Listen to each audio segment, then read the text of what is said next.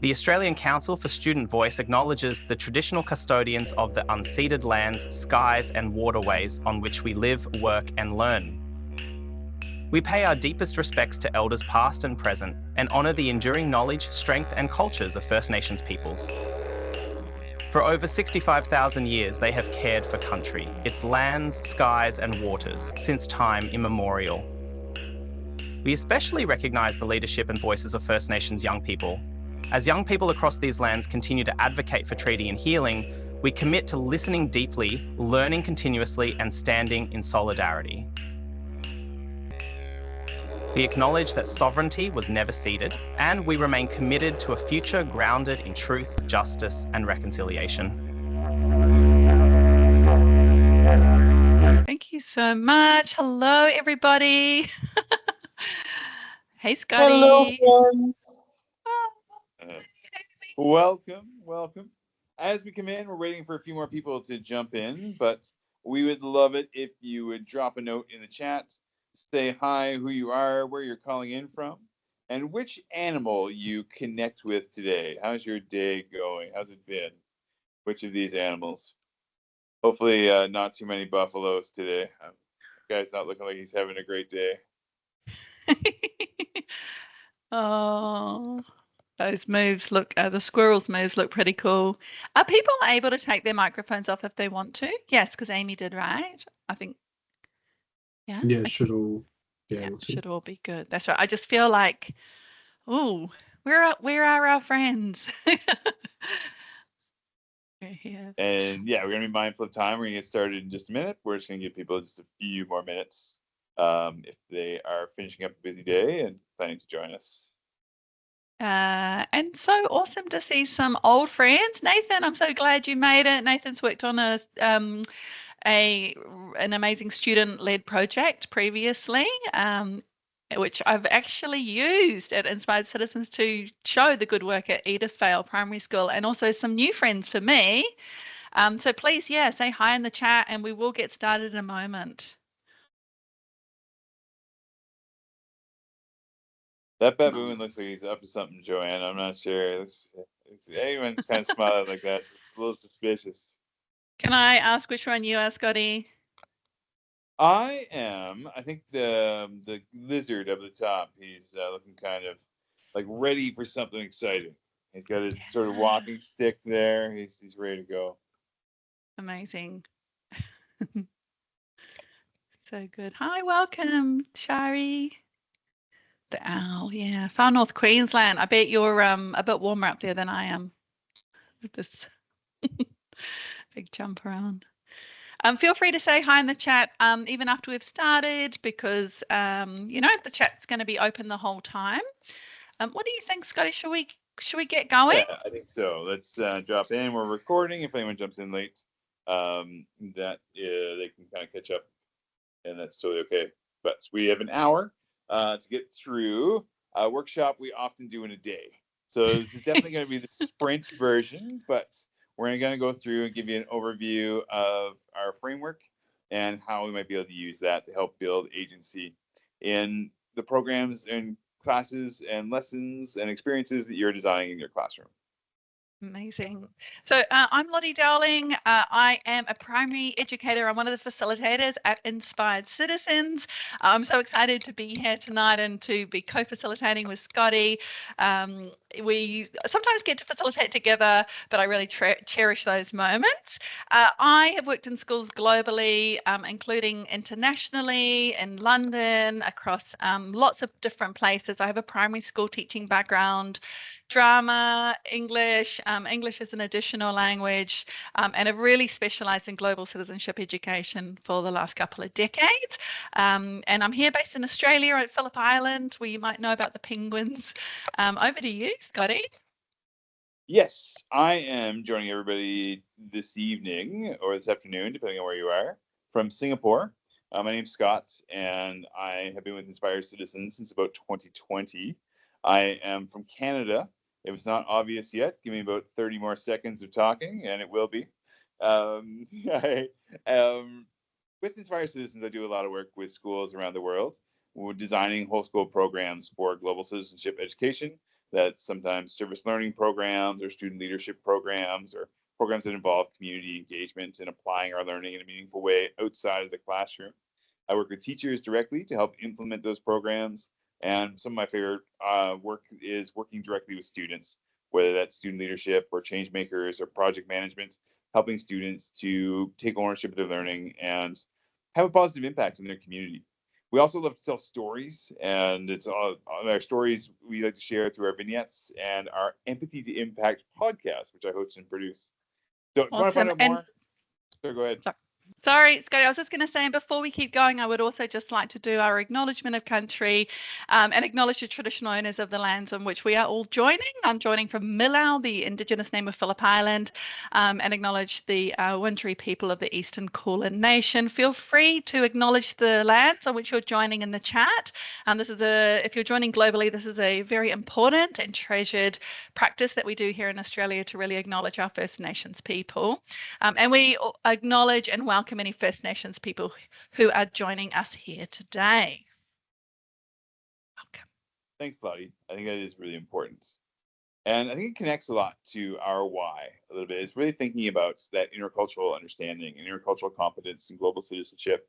And Inspire Citizens all really got started by Aaron Moniz and Steve Sostak, the founders. And it's all around this idea of Target 4.7 from the United Nations Sustainable Development Goals, thinking about global citizenship and sustainable development and how we embed that into schools and start from a grassroots level to inspire our students to be ready to kind of take on this kind of work and lead projects and make a positive impact. That's what we're going to be talking about today. It's really all about this idea of we're going to talk today a lot about empathy to impact, which is a framework we use. And whether that's through service learning or sustainability or global citizenship, these are the kind of things this is exactly what the UN called us to action for back in 2015. It's exactly what we need to move this target forward. If you want to find out more about what we do and read some stories about what that looks like and sounds like and feels like in schools, check us out at inspirecitizens.org.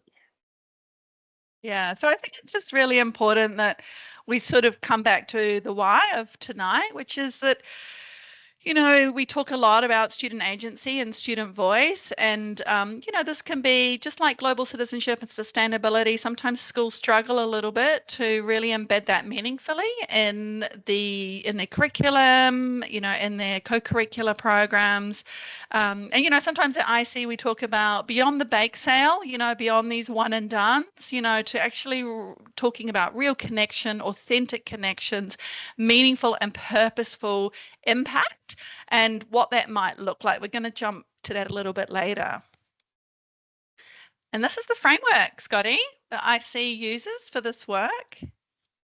Yeah, we like to think of it as sophistication through simplicity, because it really doesn't take a lot of professional development to unpack this. It's really about the head, the heart, and the hands. And we've broken down empathy to impact into 4 stages. So starting at the top, we think about what do I truly care about and why? Some of these big issues in the world that we might connect our learning to. We think about how we become more deeply aware and informed about these issues.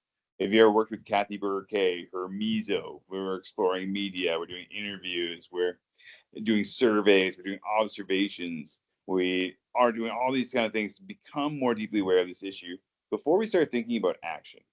Down at the bottom is able, and this is where our curriculum kind of fits in, these skills, the knowledge, dispositions that we're developing in school, and then thinking about how we apply those in a meaningful way to take sustainable action in our community. Awesome. It also, Thanks. I think, sorry, go ahead, Lottie. No. And I was just going to add on to that. I actually got a message from an educator who I worked with a couple of weeks ago, and she was talking about the empathy to impact model. And she said it's the simplicity that makes it so easy to use, but it has so much depth. She said that often in education things get complex really quickly, and it's just really stripping it back to what's really important. And you'll see just alongside that we have the Australian Framework for Student Empowerment, because of course tonight is about developing student agency. Oh, sorry. So education really is not just about what students learn, it's about who has the power to shape that learning. And this is where student agency is so important. So too often school systems limit student participation through outdated structures or top-down decision making. And we're going to look today at a framework, empathy to impact, to think about how we might shift this over. So I've shared in the chat a planner that looks just like this. If you want to download that, you can do it here from the QR code as well if you want to play along. We're hoping this is going to be an interactive experience for you. So as we go through the different stages of the planner, hopefully you can jot down some notes thinking about a learning experience that you teach in your classroom and how we might enhance that and add in opportunities for student agency through using this planner. Yeah, and even just make a sketch of it if you don't have a chance to download it, and you can come back and you'll have the recording later. Yeah. So we talk a lot about like inquiry, and inquiry is the basis of a lot of this empathy to impact work. Trevor McKenzie, I'm sure lots of you know his work. He talks about these different kinds of inquiry, and there's also different ways to be thinking about agency as well, and how do we support agency in developing student agency. Do you want to add anything onto this, Scotty? What I really love here is the teacher in this picture. Like we often kind of are drawn to the students, but if you look at the different roles the teacher's playing throughout this, and the reality is in each of our classrooms, we've got learners who are in all parts of the pool. So it's really kind of important for us to think about what kind of scaffolding our students need to feel like they are empowered learners and to be able to use their learning in a meaningful way. So we're going to talk through an example as we work today. This is an example from grade 7 social studies. This is a project that I worked on a couple of years ago at the International School of Bangkok.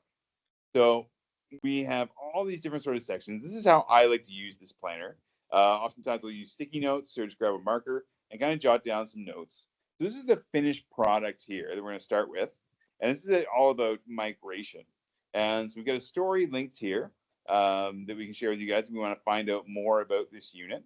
We've got an example of the video that one of the students made. And we also have a link to a podcast where I talked to 4 of these students, I believe, about their experience as filmmakers and turning their learning about migration and social studies into a migration film festival that really celebrated some of the migration stories in their community. Sometimes it was parents. The video that's on the next slide that's linked is actually about one of their teachers. I think it hasn't downloaded. Sorry, Scotty. Yeah, okay. But again, we're going to share our slides and it is in there. So the first thing we want to talk about is we're going to start down the bottom of our planner with ABLE. So when we're thinking about this, we always want to start with our learning objectives. What is it we want our students to know and be able to do at the end of the unit? So these might be our transfer goals, our knowledge, our skills, our understandings, our learner outcomes, whatever that language is in our schools, really those big learning things we want students to take in their back pocket at the end of a learning experience. Sorry. And we want to be using those to be designing our learning experience. So we have some resources on the website. As we go, we're going to pop up a link, and Lottie's popped them into the chat as well. Here's some ideas. Sorry, Scotty. And yeah, something that sometimes when we are looking at the empathy to impact flow, you'll see like we're starting down here, which is why are we starting here, Scotty, when we're planning this unit and not starting with the care? There's not really a right and a wrong way. I think it's a really great question. But a lot of times as educators, if we're designing learning experiences, we are responsible for our curriculum. We're responsible to make sure that we're hitting certain learning targets. I think by starting here and looking for those authentic connections to what we care about, I think that's a really cool way to sort of put this together. So in my example, we were thinking about developing good questions. Our inquiry questions are research questions. We're thinking about migrants and how they things are changed and changed by new cultures. Then those push-pull factors that we would see in a migration unit. Yeah. So and Yeah, and as we go through and plan, Scotty, obviously, as we're planning our learning sequence, we're going to keep coming back to our ABLE and just checking in that we're still meeting those objectives, or, do we need to shift them slightly? And, here in Australia, we do have a lot of different curriculums. Not everyone here is from Australia, but we do have different curriculums, different state-based curriculums. We have IB curriculums. So it doesn't really matter, right, which curriculum we're using. It's just making sure that we're really clear on where the learning is going to be going with our sort of guiding North Star of, what we want the students to be achieving by the end of the unit. So if you are playing along at home, jot down, think about your unit that you're thinking about, and jot down some of those big learning goals, those long-term transfer goals, those key skills and knowledge that you really want to be focusing on in this learning experience. Or And you, if you and if you are playing along and you've got a unit that you're actually using, or you're thinking, it could even just be a club as well, right? It doesn't have to be a unit of work, but we've said through the curriculum. You can add it into the chat just so we know sort of which curriculum area you're focused on. And we're all playing along together. Don't feel like you have to, but that's an option as well. So we're going to jump from ABLE here. So we know where we're going with our unit. We know what we want to achieve. And so we're going to be starting off with care. So care is that next stage. And in the chat, before we go on to care, I'm just going to pop just something that's really important is that Inspired Citizens has prepared a web page, right, Scotty, for each of these stages. That's so you'll great. find them in the chat. Cool. So we're at care. So our care stage is really saying, like, what if all of our learning had a purpose, had a greater purpose, and that purpose was helping our young people connect with care to others, to the planet, to develop those soft skills, those core skills, those forever skills, whichever language you use, those 21st century skills. We don't really use that anymore. But those important skills that we know are so important, just being a human here on the planet, but also, for the future of work and life is going to be, so relevant to them. So care is like, this is what we want you to be thinking about. And maybe that's your sustainable development goals, your SDGs. Does anyone use the SDGs at their school? Just give us a thumbs up or a reaction or a yes in the chat. I know that Nathan, you'll be familiar with them from previous programs. Yeah, here we go. Joanna's like giving us a thumbs up. Yeah, cool. So maybe that's the UN SDGs, and it's really helping young people have that vernacular of like, there's a greater purpose to our learning. We're trying to achieve something collectively here. Maybe it's social justice and anti-bias, that really important work. It could be harmony with nature. Many of our young people are really grappling with, a lot of sustainability issues and really thinking about that and want to engage in that. We also, as I said, we have the SDGs. If you're a primary school educator, there's actually a primary school version of these called the Good Life Goals, which are fantastic. They're great for a couple of reasons. The first reason is that if you've got primary school students, the SDGs were never actually designed for schools, and the language is actually very complex when you get into actually past that first stage. They were for government organizations, and it's great, schools grabbed onto them. But the Good Life Goals, the language is really simple. They've got these really fun emojis. But another reason I love them is that if you have students educating each other, which might be one of the impacts, which Scotty will talk about later, they can use the language of the Good Life Goals as well, because that SDG languages, can be a little tricky, particularly when you get to the sub-targets. We have a early years version of this as well via Flourish Learning.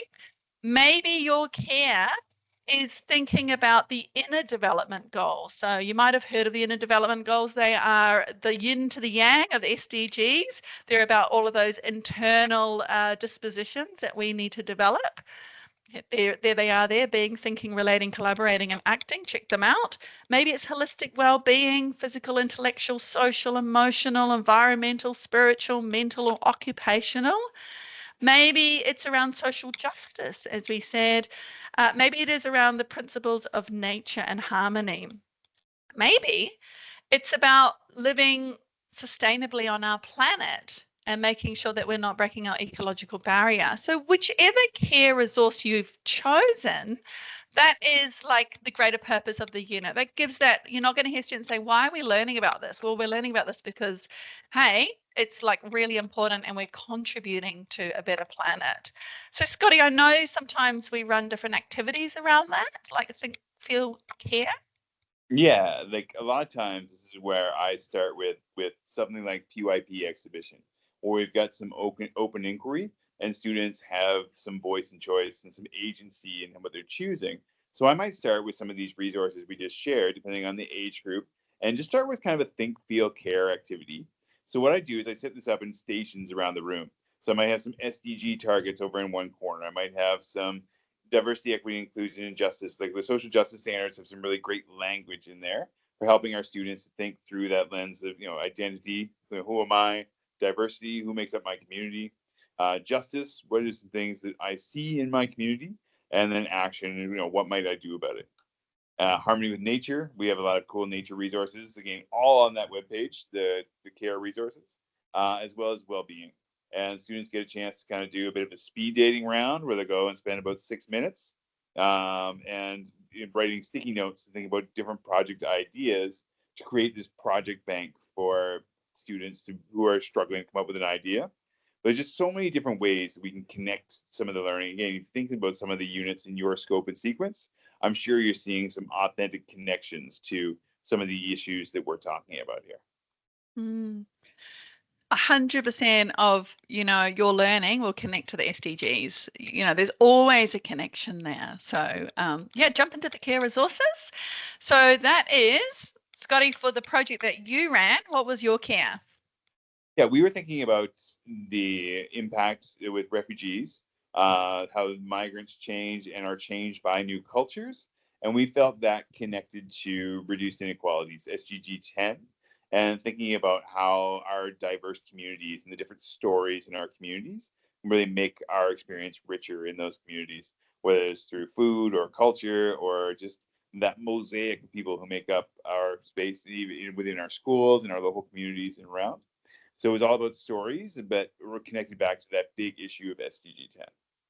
And when we're talking about building student agency through the curriculum here, Scotty, like what might be, I mean, you talked about those activities earlier. How might that type of activity set up student agency? I think it's really about giving students an idea, just an opportunity to connect their learning with something they really care about. We've got kids in our classes who are passionate about environmental issues. We've got kids who are passionate about equality, some kids who are really interested in well being. I've had students thinking about access to safe, clean water. And there's just so many issues. I was actually talking to a student from Frankfurt International School a couple years ago on the podcast. His name was Maxie. And he's like, look, 17 goals, 169 targets. There must be something in here that you're interested in. And just really giving kids a chance to kind of find what that is and help them to understand what it is they're passionate about. And then kind of using those tools that we're giving them in the classroom to think about how they might be able to design an action that has a positive impact. And that's where we're headed next. Yeah. So Impact. how this is the big difference, I think, in a lot of the work what I do with schools is, all right, let's take this to an actionable stage. How do we help our students to really not just kind of think about an idea, but really get out there and work with a community partner to design an action and have a positive impact? So there's a couple different ways we can think about this. And if right, we're thinking about how we plan a meaningful and sustainable action to address the issues we care about. And that's really what it comes down to is how does, our learning and what we care about, how does that connect to something we might be able to do? And sometimes it's bringing those big global issues down to our local community level and think, well, what does that look like in my community? What does that sound like? What does that feel like? How are issues of resource management an issue right at my school? And sometimes we think about this through the lens of learning from and acting with people in our community. We're probably not the first people who've come up with this idea. And how do we work with someone in our community to learn from their expertise and find a way to contribute to the work they're doing in a meaningful way. I had a third grade student from Cartagena in Colombia. She was on my podcast, and we were talking about bringing a guest speaker in to share their knowledge. And she's like, Mr. Scott, guest speakers are important because my teacher doesn't know everything. And I'm like, Mm. well, absolutely true. There's no way we can. So I think it's really cool when we can get students working with some of these experts out in the community to recognize too that this is a career. This is what people do for a living and do for their livelihood. So this is something they're passionate about that might lead them to something at the next stage of their education or beyond that. Yeah, and that learn from is so important, isn't it, Scotty? That we're not going in with our assumptions and our, with our bias, good intentions, but we might be getting it really wrong. Always good intentions, but yeah, if we don't show up as a listener, then and thinking like, thank goodness we're here. That's not the kind of thing we're looking for here. But how do we build those relationships first before we start thinking about action? So a lot of different ways we can think about this. This is an image I think I borrowed from the IB. And if we think about these different aspects of service learning and ways we can take action, a lot of schools get stuck a little bit down at the bottom with indirect service, where our students are feeling a bit disconnected from the work they're doing.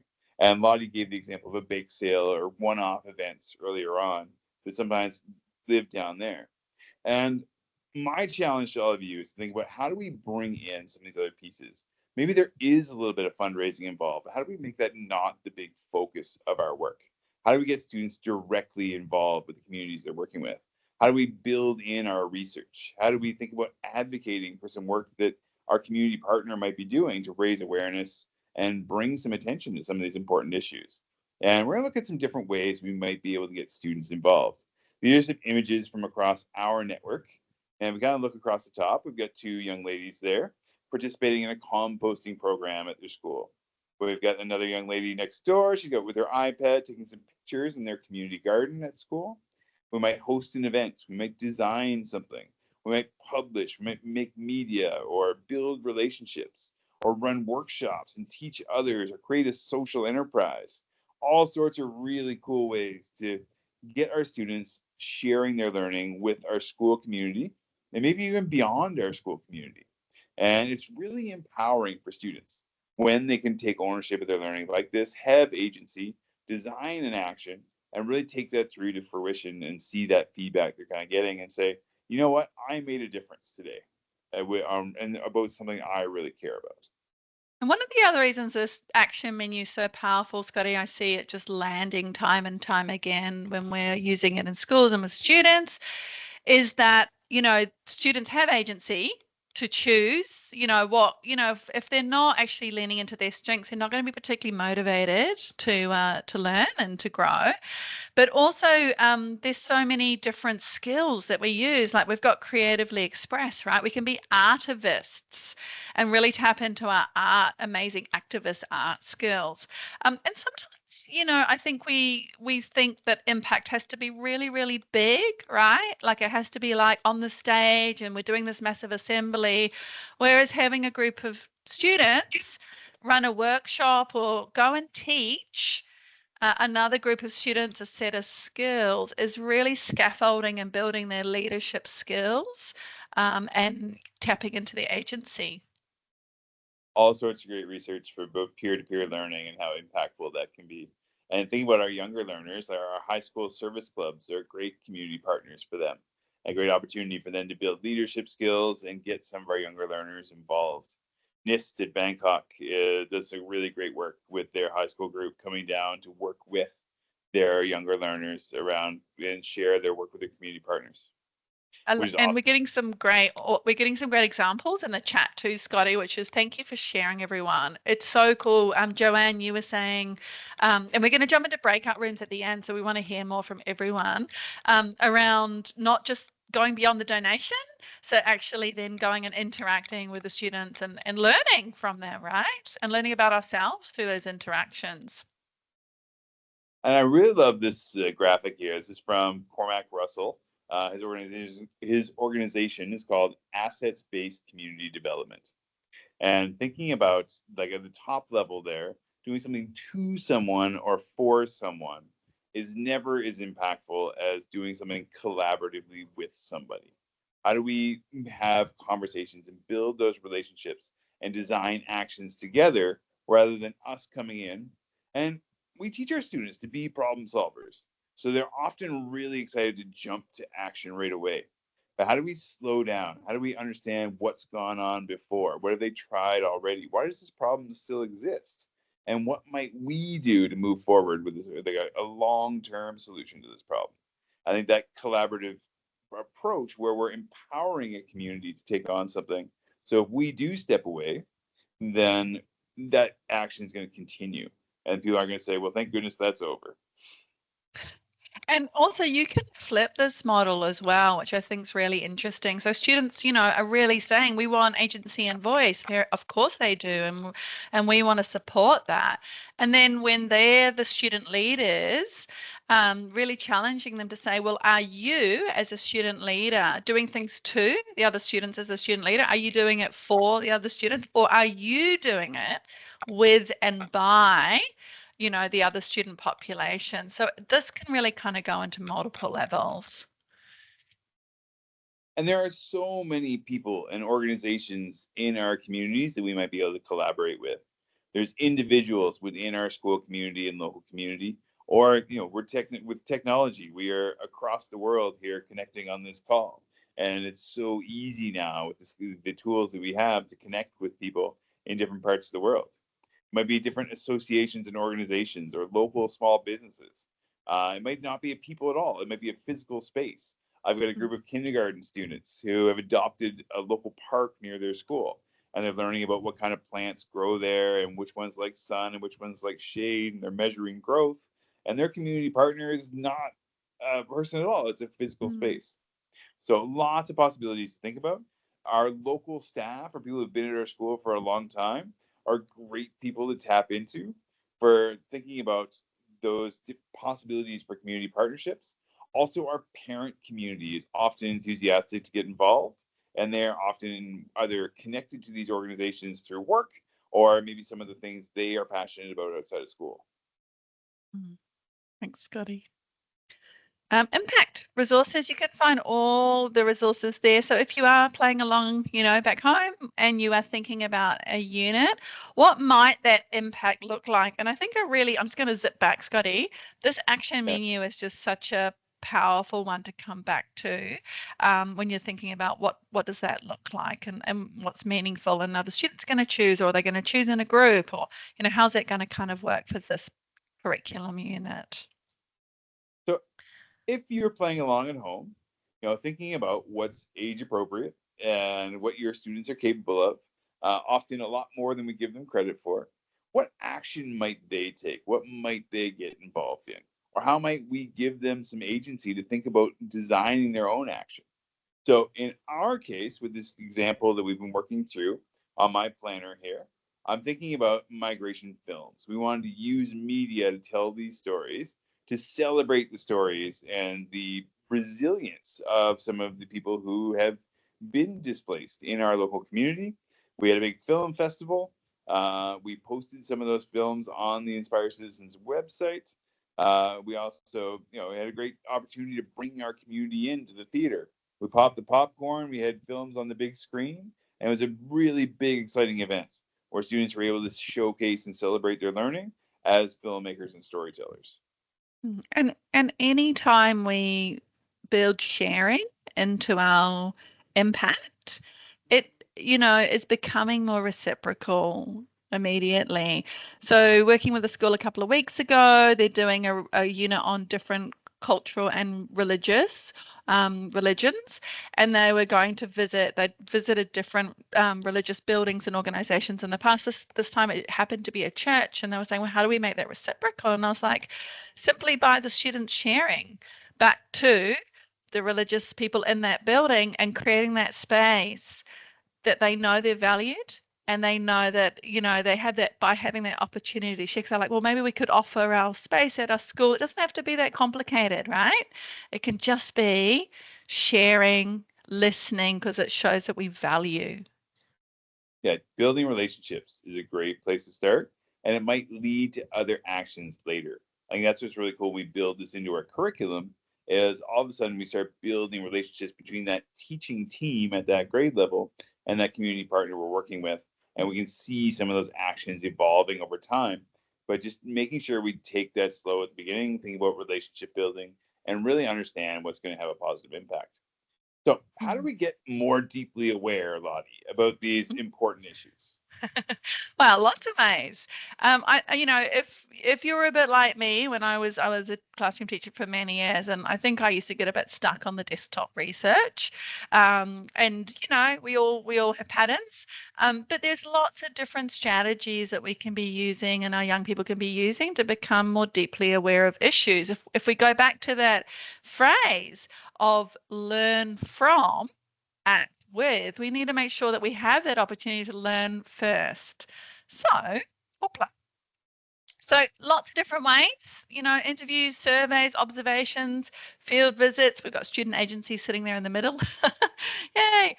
Data collection, media, needs analysis, wellbeing audits. So thinking outside the box, but also giving students an opportunity to find a way that is meaning for them to find out more about this issue. And this is where the agency comes in, right? They can go off in pairs and groups, individually, whatever makes sense for their age and stage. This framework, MESO, is a really fantastic framework by Kathy Burgess Smith, who's like the OG of service learning. And she sort of pushes us to think about different ways to find out about an issue. And it's such a simple little acronym, MISO, media, interviews, surveys, and observations. I know it's not super clear in the screenshot there, but beyond media, going and doing interviews and all those amazing skills that we develop, our young people develop through learning their interviewing skills. And Scotty, you were talking earlier about the importance of listening, right? So if we're doing an interview, we've got to really learn to listen. Um, of course, surveys can be a really great data collection way. Observations is something too that sometimes we sort of forget about. Students will often make sort of sweeping statements about things. Oh, everything at our school is like this. Oh, our school is, not good at this or so good at this. And it's like, well, go and show me that it's true.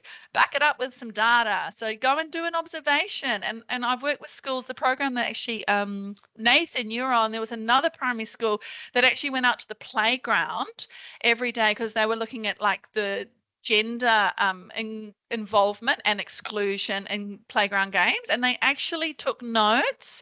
And these were grade 5 students. They actually took notes about who was being invited into games and started to have those patterns. So they had that data.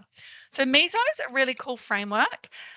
There are lots and lots of different tools on the webpage for this. There's about 20 tools or something, but because of time, we're just going to choose a couple. Another really important one for getting to the root cause of issues could be the 5 whys. It's a visible thinking routine. I'm sure most people would have heard of the visible thinking routines. We've got the 5 whys. We've got why is this happening? Why is that happening? Why is that happening? Why is that happening? And then we're either at the root cause of an issue or we're wildly off track and we have to go back to the beginning. Which happens. And the root cause tree, just such a simple and powerful tool. We won't go through it today. That is on the web page, but really just helps us identify the root causes of an issue. So all the aware resources are there, and we really encourage you to jump in and check those out. So what did aware look like with your issue? Yeah. I really love root cause trees because it's super visual. And it's really collaborative. We get the tree up on our board or on our chart paper. Students are able to kind of identify the symptoms, like what this issue looks like, what does it sound like, what does it feel like right here in my community from this central problem, and recognizing we don't want to just take on the symptoms. We want to make sure we're addressing the root of that so we have these long-term sustainable solutions. In my example, we did a lot of really cool work to understand this issue. We did interviews. We had a VR experience, something the UN provides, because sometimes like refugee experiences can be really traumatic, and sometimes it's not something we want to make sure we sort of handle those with care. So we had a really cool VR resource. The students got to put on the VR goggles and kind of experience what it might be like to be displaced and have things very much out of their control. And I thought it was really cool. We did some storytelling. We looked at different migration stories. We had a read aloud. We looked at films, and interviewing, I think, was really the big part in just making those connections. Oftentimes, many of the teachers we work with are in international schools, so all of us are often displaced from our homes, and there's reasons, those push-pull factors that kind of go into that. It's not always traumatic refugee or migration stories, but those are out there, and they can be really powerful too. So looking at who in our community has been displaced or is coming to a new place, how has this culture impacted them? How have their culture impacted our community? And just really, really cool stories to get into. And I'd love to know if anyone here has got an activity that they really like using that helps students become more aware. Arts, I think the arts is really underutilized, Scotty, like songs. I know I see you have a whole module on songs, but looking at some great artworks and using that to become more aware. Sometimes we forget about these other ways that we can tap into that are so emotive and so important as well. And just some of the historical places in our local community, whether it's a UNESCO site that's nearby or something that has some cultural significance, and just getting out of the classroom to go check that out. So we always want to make sure that anytime we're designing a learning experience, we want to give students an opportunity to demonstrate their learning, but also an opportunity to reflect and really internalize that learning.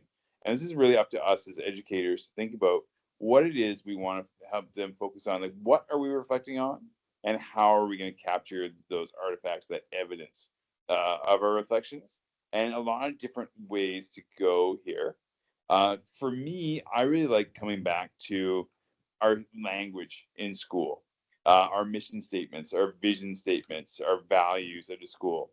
I think we want to be demonstrating those and living those core values as we design learning.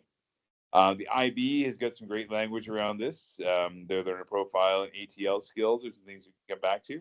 Thinking about how we're growing with some of these attributes and some of these skills. Some of our schools have identified their own as well. The IB service learning outcomes are down at the bottom there. Certain external organizations like PISA, you see PISA's framework there as well. So it's really thinking about just being purposeful at the beginning of our design process.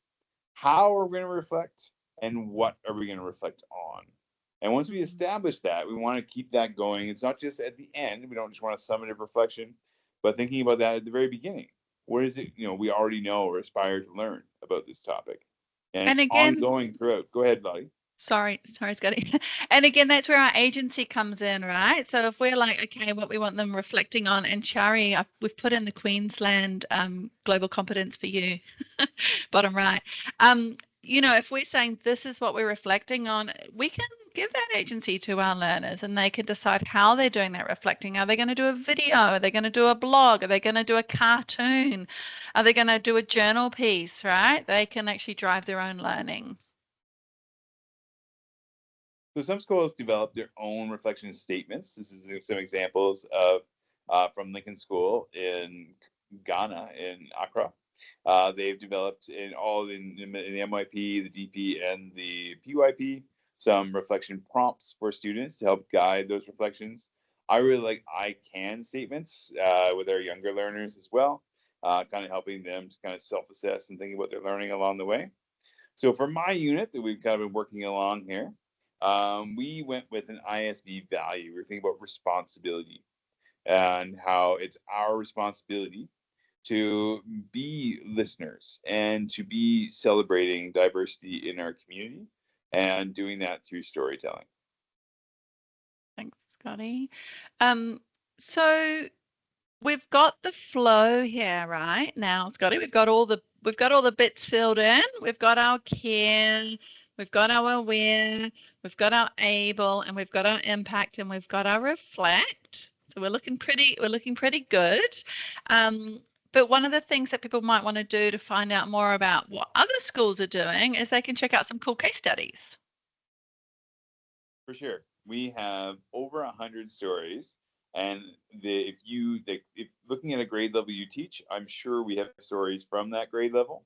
And we just have a really new key. I just found it this week, a new keyword search on there. So if you are looking for a learning experience that connects to a particular SDG goal or a well-being target or a social justice issue, you can use some of those keywords to help kind of find the story you're looking for. Mm. We've got a couple shared in here that we're not actually going to share today. Just be mindful of time. We want to slide into some breakout rooms in just a moment. But we picked kind of an elementary school story. That was Jake in KG Engineers TV, talking about a unit he was working on. He developed a simple machine, which he's got there with his Vex and put his kind of tools together. It's a really cute video. He's got a laser to zap the garbage. There's a lot of really creative solutions in this video. But the students were able to make a TV channel at their school to share their work with the whole school.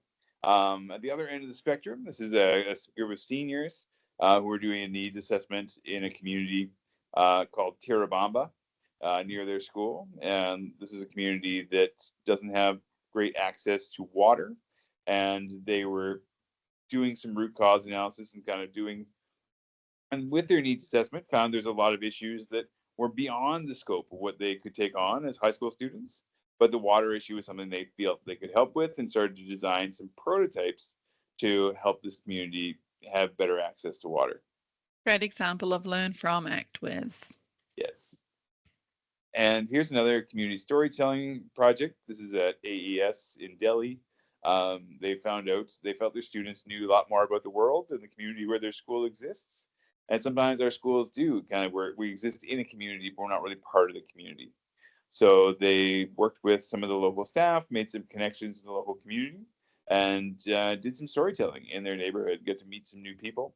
And it was a really positive experience that also turned into some projects for the older students at their school as they were to identify some opportunities for collaboration.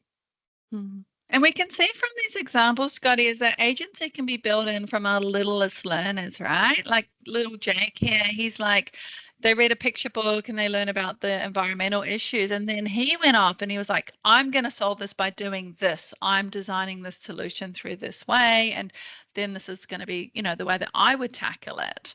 Yeah, he was like 6, I think he says, I'm 6.5. So he's pretty little. Yes. So when we're doing our reflection at the end of the unit, we've asked our students to do their reflection. They've reflected on whatever it is, the framework and all the standards, all the soft skills that we want them to reflect on. But also, this session is about building student agency into our curriculum units and units of work. So we as educators also want to reflect and be like, how did we go? So just a big shout out to the Australian Council for Student Voice, first of all, for hosting the symposium. Yay! But also for putting out this amazing resource. And if you haven't checked it out, we'll pop it in the chat in a minute, which is called the Australian Framework for Student Empowerment. And this just really helps us as educators understand this all a lot more, but also think about how we're building this into our work that we're doing in classrooms. Yeah, great way to kind of understand our aspirations and to get to an end of the unit and understand if we were successful. So we're going to have a chance to go into some breakout rooms to connect with some people on the call, having a chance to kind of turn on your mic and make some new connections.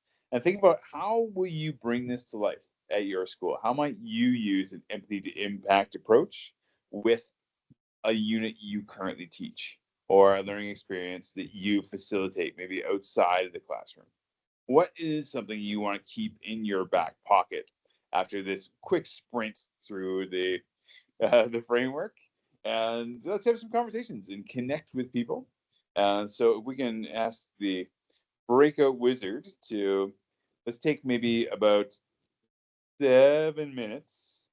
Maybe 2 groups? Do you reckon? Yeah, maybe 2 groups.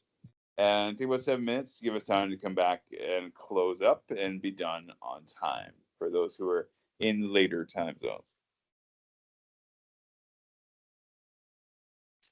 Oh, where are we? Here we are. Hey! Oh, there you are, Scotty.